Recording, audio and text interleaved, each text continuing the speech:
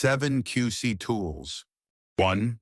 Cause and effect diagram, Fishbone, Ishikawa diagram. Introduction. Welcome to this module on the first of the 7 QC tools, the cause and effect diagram, also known as the Fishbone diagram or the Ishikawa diagram. This tool helps teams visually display all possible causes of a specific problem, making it easier to identify root causes and take corrective action. Definition and purpose. The cause and effect diagram is a structured brainstorming tool used to explore and identify the root causes of a problem. It's particularly helpful when the root cause of an issue is not immediately obvious. The diagram resembles the skeleton of a fish. That's why it's commonly called the fishbone diagram. When to use it? You need to identify possible causes of a problem. You're solving complex issues that may have multiple contributing factors. You're conducting root cause analysis during audits or improvement projects. Basic structure explanation. The head of the fish contains the main problem or effect. The main bones branching from the spine represent major categories of causes. Smaller bones represent sub-causes related to each category. Common categories used. In manufacturing, the 6 M's are commonly used as major cause categories. Man, human factors like skill, training, and fatigue. Machine, equipment, tools, or technology issues.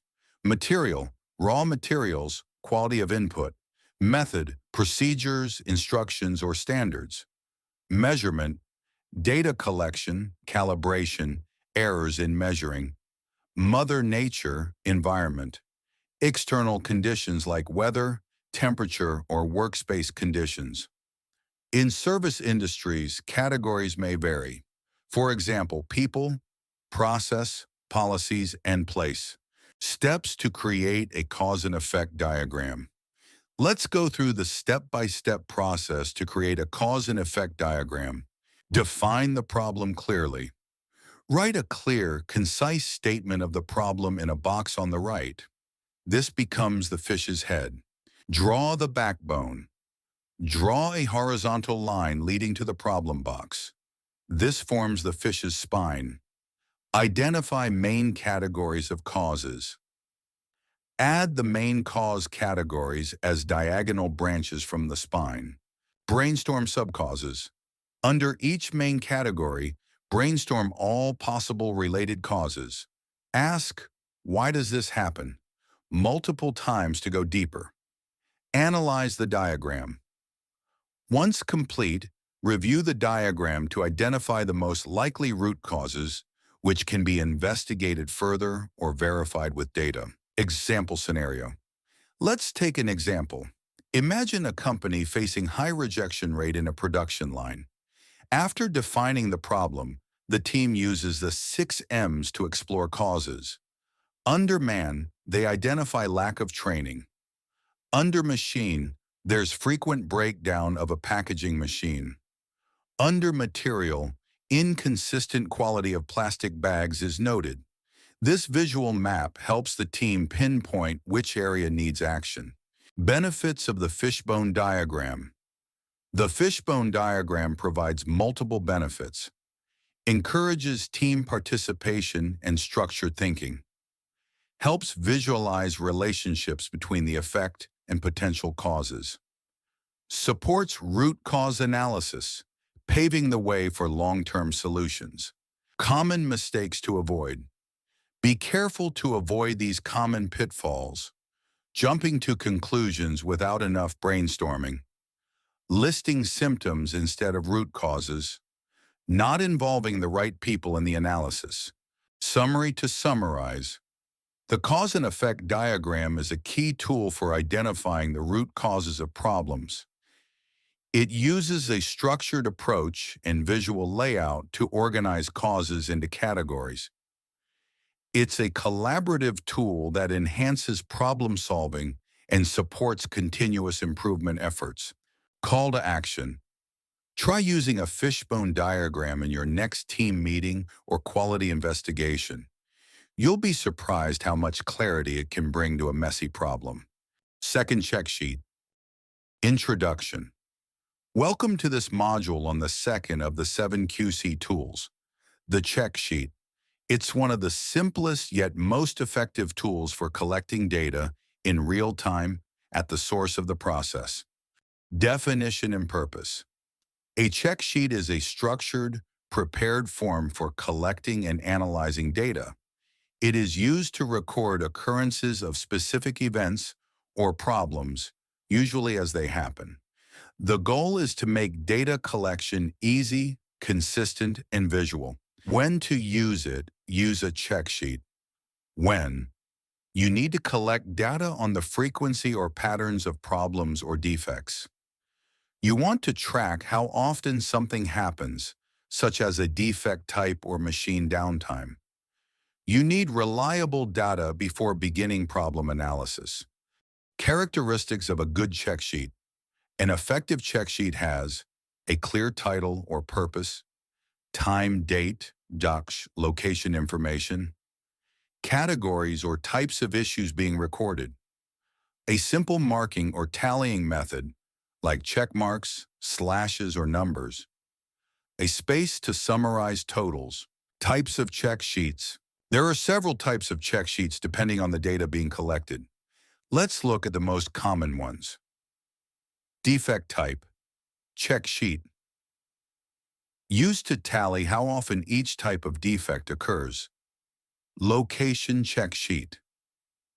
Used to record where a problem or defect occurs, sometimes on a visual layout. Frequency check sheet, tally sheet. Used to count how many times an event happens during a specific time period. Measurement check sheet. Used to record measured values like temperature or weight during a process. Checklist for task completion. Used to verify that all required steps or inspections are done. Steps to create a check sheet.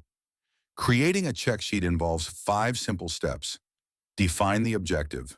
Decide what you're trying to learn, like types of defects or frequency of events. Design the layout.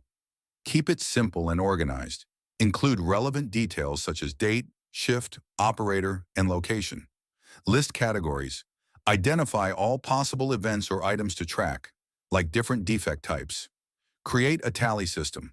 Decide how data will be recorded, usually with tally marks or counts. Collect and summarize data.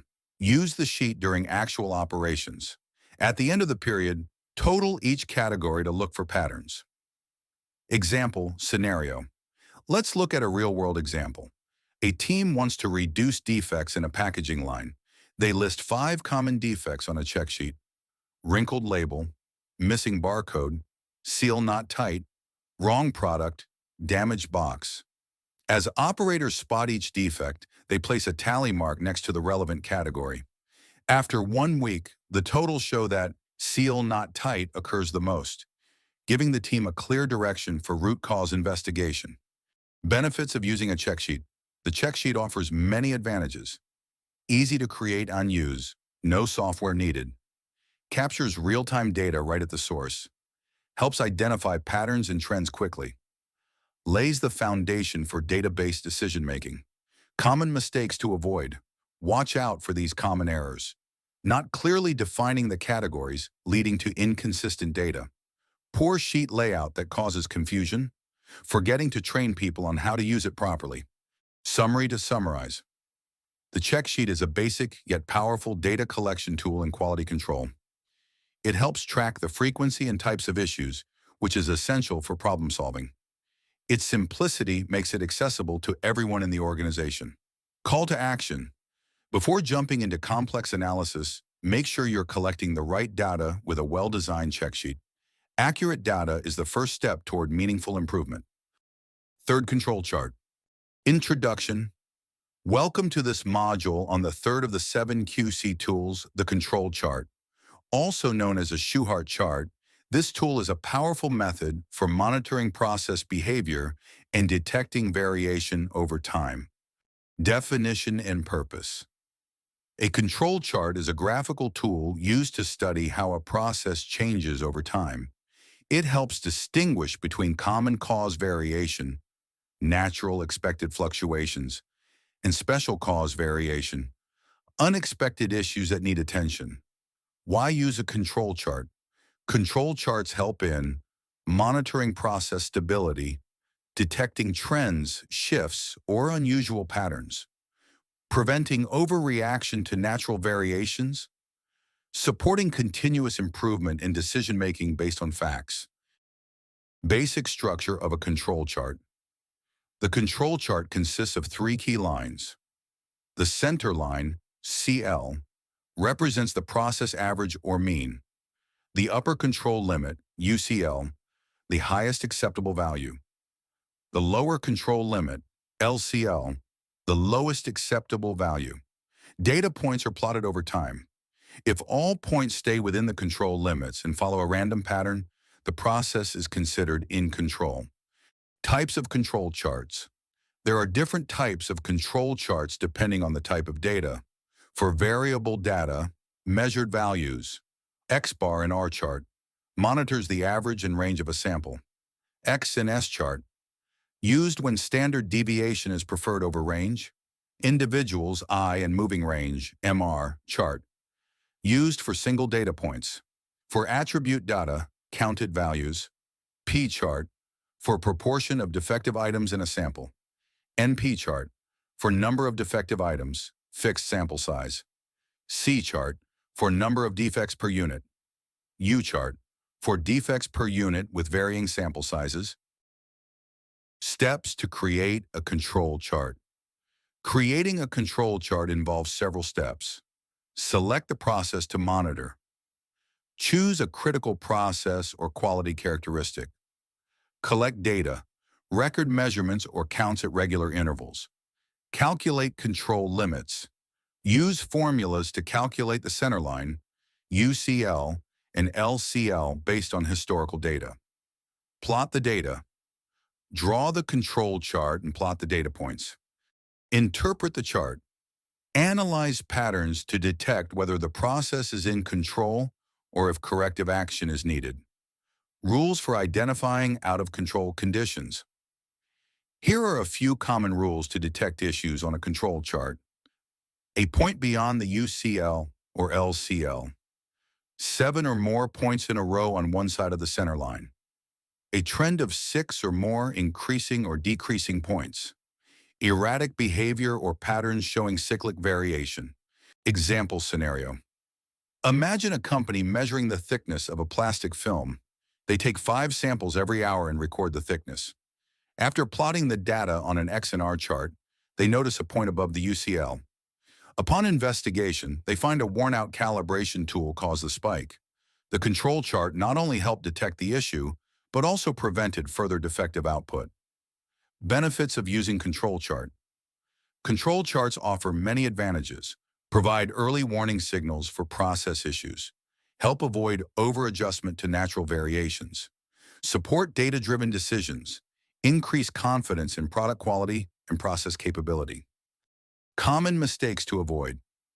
Avoid these common errors. Confusing control limits with specification limits. Plotting insufficient or inaccurate data.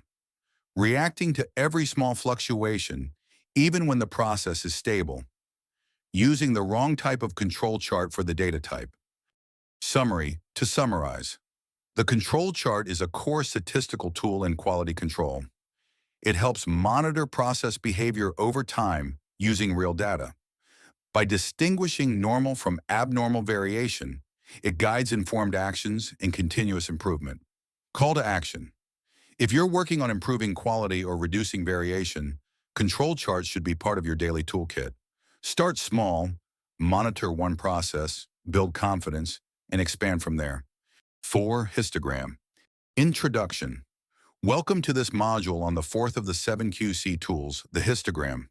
A histogram is a simple yet powerful graphical tool that shows the distribution and variation of data in a process. Definition and purpose. A histogram is a bar graph that displays how often each range of values in a dataset occurs. It helps us understand the shape, spread, and central tendency of a process's data. It answers questions like, is the process output consistent? Is the data skewed or symmetrical? Are there any unusual patterns? Why use a histogram? Histograms are used when you want to understand the variation in a process. You have numerical data that can be grouped into ranges. You want to identify whether the data follows a normal distribution or has outliers. Basic components of a histogram. Let's look at the components of a histogram. The x-axis shows the range of values divided into intervals or bins. The y-axis shows the frequency, how many data points fall into each interval. Each bar represents the number of data points within a specific range. Steps to create a histogram. Collect data. Gather a set of continuous numerical data, such as length, weight, temperature, or time. Organize into intervals, bins. Group the data into non-overlapping intervals. The number of bins depends on the data size, but typically ranges from 5 to 10. Count the frequency. Determine how many data points fall into each interval. Draw the histogram. Use a bar graph to represent the frequency of each interval. Bars should touch each other to show continuity of the data. Example scenario. Let's take an example. A bakery wants to measure the weight of cookies produced in a batch. They weigh 100 cookies and record the data. After grouping the weights into intervals, such as 45 to 46 grams, 46 to 47 grams, and so on, they count how many cookies fall into each range. When they draw the histogram, they find most cookies are around 47 grams, but there's a tail toward lower weights indicating some underweight cookies. Types of distributions seen in histograms. Different shapes of histograms tell different stories about the data. Here are a few common ones. Normal distribution, bell-shaped. Most data points are near the average, with symmetry on both sides. Skewed distribution. If the tail extends more to one side, the data is skewed. For example, right skewed means many low values with a few high ones. Bimodal distribution. Two peaks indicate the process might have two different sources or shifts. Uniform distribution. All intervals have roughly equal frequencies. The bars are flat across the chart. Benefits of using histograms. Histograms offer several benefits. Provide a visual summary of large data sets. Reveal patterns, outliers, or variations at a glance. Help compare actual process behavior with expected or target behavior. Support decisions for process improvement. Common mistakes to avoid. Watch out for these common mistakes.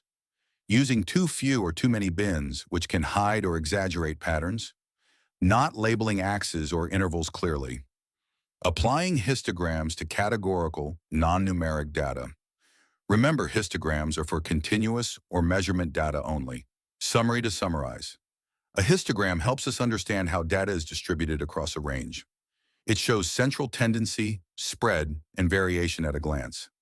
When used correctly, it's a powerful tool for identifying problems and monitoring process performance. Call to action. Try creating a histogram the next time you collect measurement data. It will help you discover trends and take informed steps toward quality improvement.